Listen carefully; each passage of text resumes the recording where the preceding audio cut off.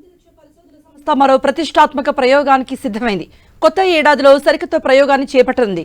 Krishna బిలాలు, neutrons వంటి ఖగోళ వస్తువుల నుండి వెలువడే ఎక్స్ కిరణాల అధ్యయనానికి ఈ ప్రయోగం చేపడుతోంది.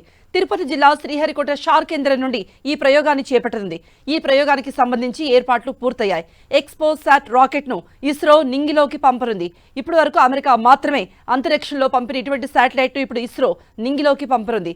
విశ్వంలో అత్యంత దేదీప్యమానంగా వెలుగొందుతున్న కాంతి రహస్యాలను ఛేదించేందుకు ఈ ప్రయోగం చేస్తోంది.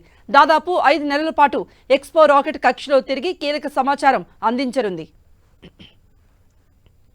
రేపు ఎక్స్పో శాటిలైట్ ను అంతరిక్షంలోకి పంపనుంది. బ్లాక్ హోల్స్, న్యూట్రాన్ స్టార్స్ వంటి వాటిపై అధ్యయనం చేసేందుకు ఈ ప్రయోగాన్ని ఇస్రో చేపడుతోంది. PSLV C-58 వాహన నౌక ద్వారా ఎక్స్పో శాటిలైట్ ను ప్రయోగించనుంది.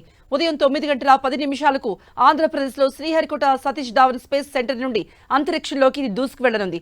భూమికి 500 నుండి 700 కిలోమీటర్ల దూరంలో ఉన్న కక్షలో దీనిని ప్రవేశపెట్టనున్నారు. ఇందులో ప్రాథమిక పేలోడ్ ఎక్స్ కిరణాలతో పోలార్ మీటర్ పరికరం, ఫోటాన్ల మధ్యస్థ ఎక్స్రే శక్తి పరిధిలో ద్రోవణ స్థాయి కోణాన్ని కొలవనున్నాయి. ప్రస్తుతం ఇస్రో చేపడుతున్న ఈ ఎక్స్పో శాటిలైట్ కనీసం 5 ఏళ్ల పాటు తన పరిశోధన నిర్వహించనున్నట్టుగా ఇస్రో తెలిపింది.